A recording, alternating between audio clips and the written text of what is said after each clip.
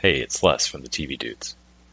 While at ATX Fest, I got to sit down and chat with JuVee Productions head of TV development, Andrew Wang. We talked about the current state of television, his career path from University of Texas alum to his current role, and what he's bringing to screens this year. It's a great chat, and I hope you enjoy.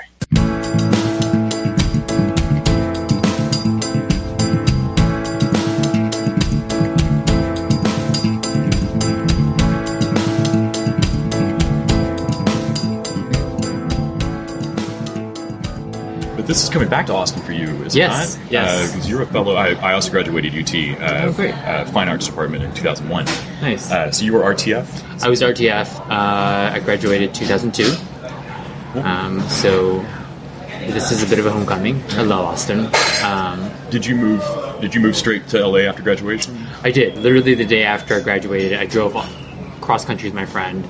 Probably shouldn't have done it in 24 hours, but we did it in 24 hours. I've done that drive, yeah. But prior to that, I had gone to LA for internships and temp jobs for about a year or so before that. Summers and winters, just whenever I could get out to LA, I would do it. So. And so, Storyline was your first job out of school? Yeah. Right? Yeah, so my first job was with Zayden and Marin at Storyline, and they were doing a little bit of everything. They were doing TV movies, TV series, TV musicals, movie musicals. Chicago's just coming out. Mm-hmm. It was just a great place to sort of learn what the business was about.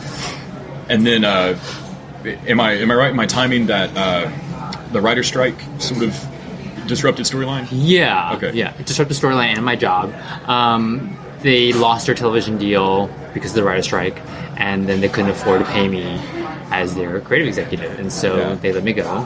And that moved you to Alloy, right? That moved me to Alloy. So looking for a job during the writer's strike was tough for sure, but because no one was hiring, no one knew what was going to happen, and it took a little longer than I had hoped. But when I lost my job at Storyline, someone gave me the good advice of just putting down like the top 10 places you wanted to work, like where are the companies that you want to be at. Yeah. And I had grown up, going to UT, cutting out like pictures of Buffy, Dawson's, Felicity, and putting them on my wall. And so like for me, it was like, how do I recreate the WB, which made such a big impact on my life? And I really wanted to do teen soaps, and no one in the business was looking to do teen soaps then. The OC had just premiered and burnt out quickly, and the CW was moving more toward the 20s somethings. Okay. And so I was just looking for companies that were interested in doing high school stories, and Alloy was one of them. I loved Roswell. I had read the Pretty Little Liars books before I interviewed with them, and they really took a chance on my knowledge of their fan base and the material, and made a manager level development executive into a director, and then after a year there they promoted me to VP. I know you spoke last November at UT, which that people should go listen to. It's on SoundCloud. People should go listen to it if you're interested in how these shows happen. But something you had mentioned was in your hiring at Alloy, I think you had your skill set that's on your resume. Yep.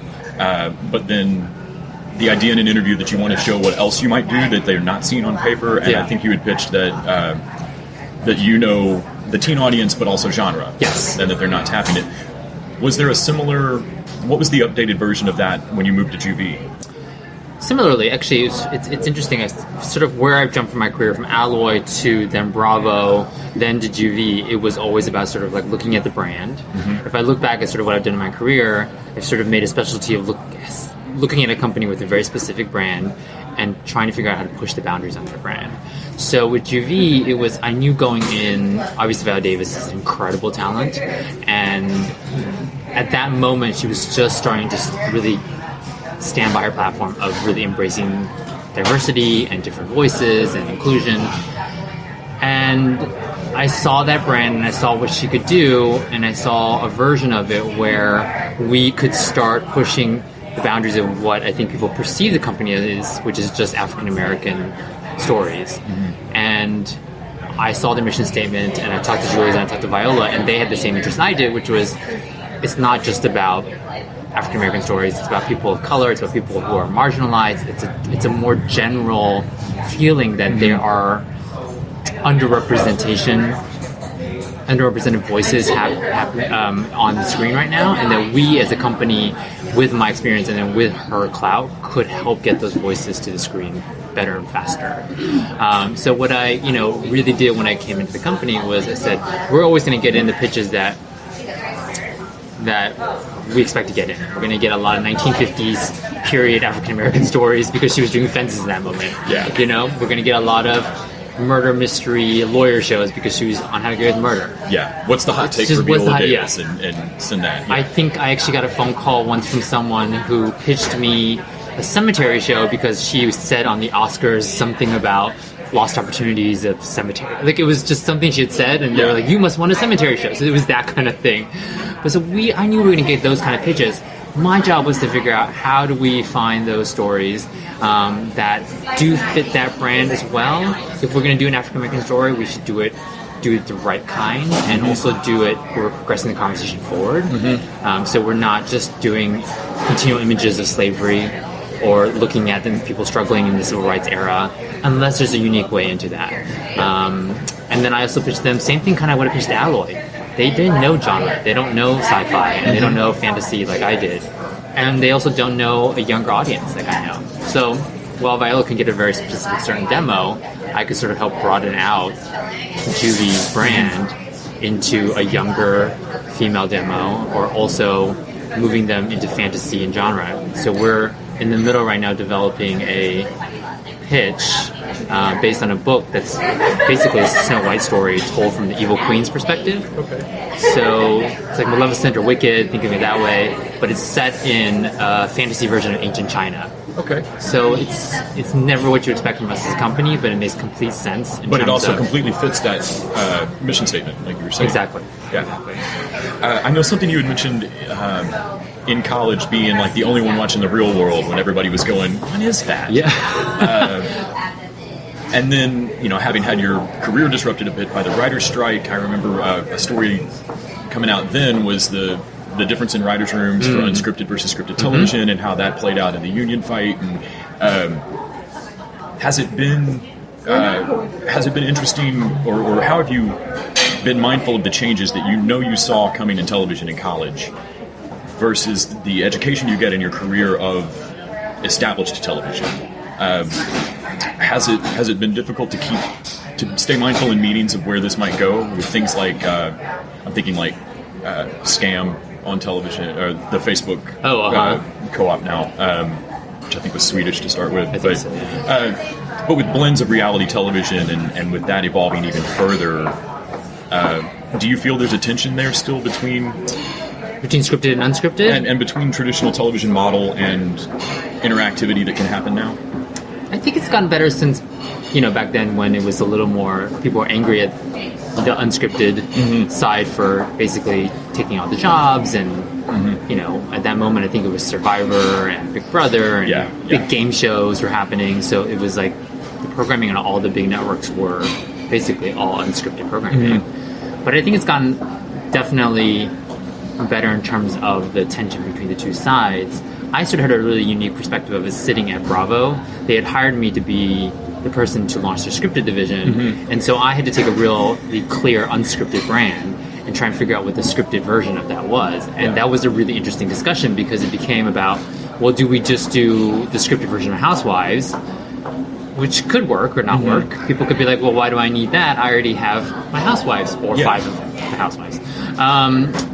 Or do we go for the audience, the demo that watches Bravo, which is much more sophisticated and coastal. They like their, saucy ladies, but they also like their Project Runway, and they like the Top Chef. Like, they're, cultured, and they want to be known as cultured. And so do we go after that audience? Do we go for more sort of the Mad Men audience? So my first couple of years there, we developed 2 or 3 different shows in each category and just tried to figure out what the best version of that looked like. And I think we ultimately came to that you can't ignore one side for the other. You kind of have to embrace it, and you have to know that people go to reality programming for a very specific reason. But once you recognize what that reasoning is, then I think you can then use that information to craft your scripted shows, so that you know that you're not trying to double what that reality program is already doing for them. And that's sort of how I look at things now for us as at JuVee, is that, we really never really considered going to unscripted. And now we have 2 docuseries. We're about to go attach ourselves up to another one that hasn't been announced yet. But it's, it's been a really interesting discussion with Viola and Julius, because for us, they don't want to do, more of a soap kind of unscripted series. They want to do something that really creates social justice and creates conversation. Gotcha. So, I know one thing that got mentioned at panels last year was the lag of testing in networks, taking into account streaming, or taking into account day after, or later on DVR, or next day on Hulu. Do you feel like that's finally catching up, so that web series and day after viewing and whatnot, it seemed like a lot of us watched shows get canceled where we went, but we all watched them the next day. Do you feel like that's getting better, your experience in network and web? It's getting better. It's definitely getting better. And, I think Nielsen finally came around and said they want to, test, streaming networks and trying to figure out exactly what it is that Netflix does and how many viewers they're getting. I think the numbers that we're hearing about the second season of 13 Reasons Why are the reasons they got picked up for season 3 so quickly. Traditionally we never heard what those numbers were. Yeah, they were such a black box for so long. Such a black box. I don't think Netflix is still telling you anything, but I think people are trying to figure it out. Yeah, I think people are getting better at figuring it out. But in terms of the big 4 networks and even some of the cable networks, I know there is more patience now to really look at the Live Plus 3s, the Live 7s, even the Live 30s, because truthfully also at some point, if there's a good sort of Live 7 or Live 30, then people are watching the show, then potentially in season 2, you would get all those viewers to come back. Yes, yeah. It seems like at some point we'll start being able to count on that moment in season 2 where those people get their friends to binge season 1. Right. Like I feel like just happened with Claws and Younger and a lot of stuff that just hit Hulu. Yeah. Let's see how good I am on time. So you guys have Last Defense coming out? Yes. That the thing? Is that next week? That's next Tuesday. Next Tuesday. Can you talk a bit about that show? Yeah, of course. The show is really, it's sort of dear to my heart also because one of the first cases is set in Texas, but it was one of the first things that was pitched to us as an unscripted show, and it was one of the first things that we said, yes, this is the kind of program that we would do if we were going to do unscripted programming. And Last Defense really takes a look at, it originally was pitched to us as the title 4%, and 4% referred to a study where they found out there were only 4% on people, that there are 4% of people on death row that are innocent. And so that number was staggering to me, also just because as small as it sounds... I'm still astonished it's that low, honestly. Right? So, and that's just the calculation that they made, so who knows how many actually... having watched the guy in Texas whose lawyer slept on video through his trial and stuff, it's appalling. Yeah. It's just appalling how our criminal justice system has real failures in terms of process. And not all across the board, but there are definitely certain cases where you feel like the process dropped the ball there. Process dropped the ball. So, we love the idea of it. Originally, it was pitched to us as following, the Innocence Project and the lawyers who work for them, doing sort of the case of trying to figure out how to get someone off of death row. And when we came into the project, we hooked up with ex-Con, Christine Connor's company, and Lincoln Square, which is the ABC News division. They came to us with the project. We all talked about it, and we really felt like the better story, the more powerful story, and the story that I feel like as a company we could embrace, because we are about sort of embracing the voice of the voiceless. Like, how do we really stand behind people who don't get a chance to speak and speak for them? That it's not about the people doing the case, it's about the people who are on death row. And so then we sold to ABC. We were scouring then. We then decided if we were going to do 1 hour per case, and then we felt like that was too little, and then decided to do 3 hours on one, 3 hours on the others. At that point, it's a 6-hour miniseries. And then we went looking for our subject matter. And we were lucky enough to find Darlie Routier, who is a Dallas housewife. Her sons actually were, I think this is going to be the 20th anniversary. Actually, 6 days ago, I think is when they were murdered. But she was accused of killing her two young boys and then slashing her own throat to make it look like someone came in and attacked.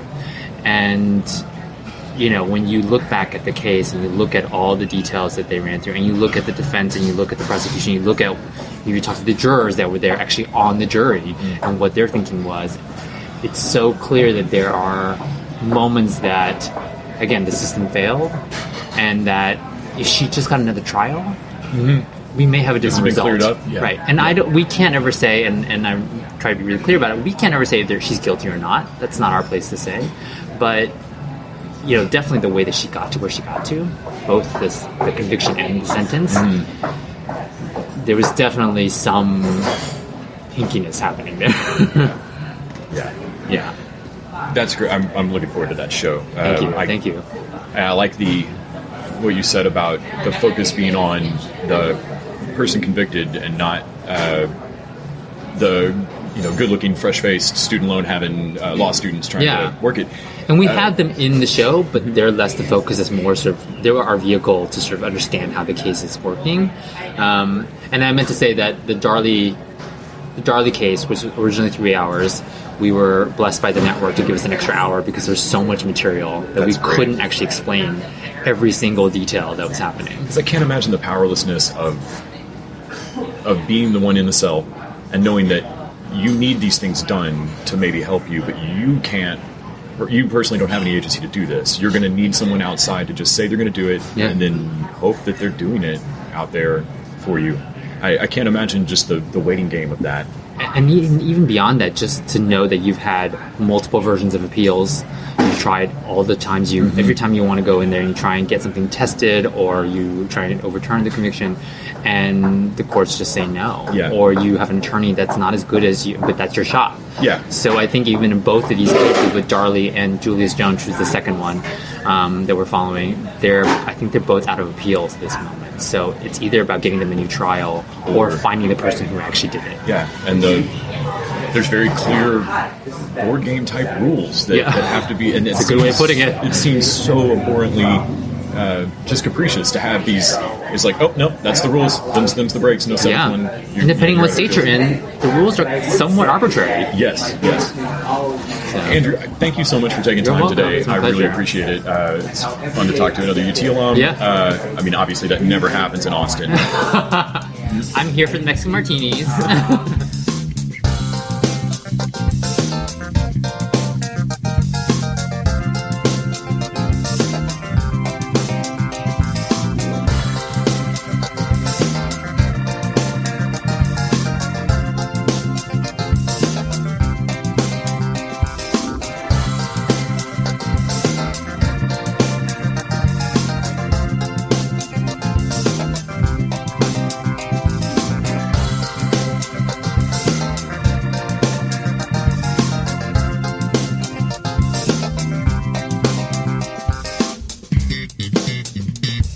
The TV Dudes is an independently run podcast and a member of the Electric Sweater Podcast Network. We are exclusively listener-supported. If you'd like to help us out, go to patreon.com/TVDudes. You can like us on Facebook and Twitter @TV Dudes. All the music for our show is by our friend and original TV Dude, Gregory J. Amani Smith. To find out more about us, go to thetvdudes.com and electricsweater.com. I'm Grant Davis. Thanks for listening.